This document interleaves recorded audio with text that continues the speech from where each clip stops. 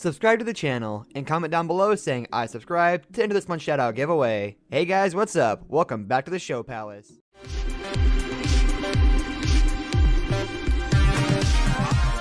For nearly a decade, if Americans wanted to leave the planet, they had to do so from a launch pad in Kazakhstan. Now, they need to only go as far as Florida. The United States opened a new era of human space travel on Saturday as a private company for the first time launched astronauts into orbit, nearly a decade after the government retired the storied space shuttle program in the aftermath of national tragedy. Two American astronauts lifted off at 3:22 p.m. from a familiar setting, the same Florida launch pad that once served Apollo missions and the space shuttles. But the rocket and capsule that lofted them out of the atmosphere were a new sight for many, built and operated not by NASA, but SpaceX, the company founded by billionaire Elon Musk to pursue his dream of sending colonists to Mars. Crowds of spectators, including President Trump and Vice President Mike Pence, watched and cheered as the countdown ticked to zero, and the engines of a Falcon 9 rocket roared to life. Rising slowly at first, the rocket then shot like a sleek, silvery javelin into human skies. 3 days after an earlier launch was canceled because of concerns about lightning and other unsafe weather. It was a moment of triumph and perhaps nostalgia for the country, a welcome reminder of America's global preeminence in science, technological innovation, and private enterprise at a time its prospects and ambitions have been clouded by the coronavirus pandemic, economic uncertainty, and political strife. Millions around the world watched the launch online and on television,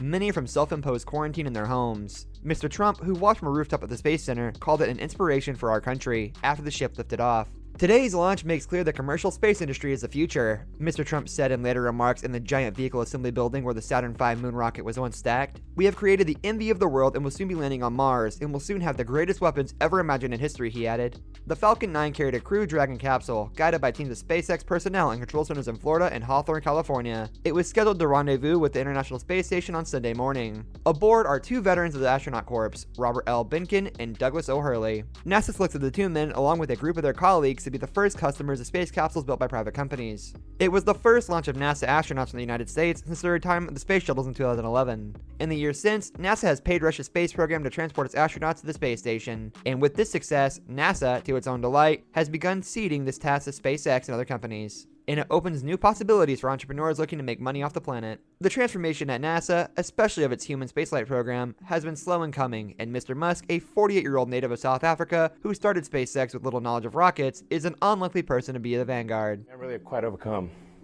with emotion on this day. It's kind of hard to talk, frankly. It's been 18 years working towards this goal, so it's hard to believe that it's happened. When we haven't quite yet docked at the space station, and of course we need to bring them back safely, and we need to repeat these missions and have this be a regular occurrence. At the turn of the millennium, Mr. Musk, still in his 20s, was chief executive of PayPal, making his first fortune when eBay bought that company. Mr. Musk looked at a quixotic project as the focus of his newfound wealth, sending a small greenhouse to Mars. Because rockets were so expensive in the United States, he went to Russia seeking to buy a launch on a converted Russian ballistic missile. Unable to close a deal with the Russians, Mr. Musk turned to Jim Cantrell, an aerospace consultant accompanying him on the trip, and Michael D. Griffin, who would later become NASA administrator, and said, "Guys, I think we can build these rockets ourselves." He founded SpaceX in 2002 and soon vaulted into the popular imagination, a strong-willed figure who clashed with regulators and can sound both humble and full of ambition, verging on hubris. The first 3 launches of his Falcon 1 rocket failed. With one more failure, SpaceX would have joined the graveyard of failed rocket startups. The 4th Falcon 1 made it to orbit. The 4th launch worked, or that would have been it for SpaceX, Mr. Musk said in a presentation at the International Astronautical Congress in 2017. But fate liked us that day. During this time, NASA was going through upheaval after the loss of the space shuttle Columbia in 2003, which disintegrated during re-entry to the atmosphere, killing the 7 astronauts on board. This brings us to the end of our video. I hope you enjoyed it. Hit like if you did, and don't forget to subscribe to our channel so you don't miss out on any of our videos in the future. Also, watch the 2 videos that are on your screen because I'm sure you'll love them. With that, I'll see you in the next video.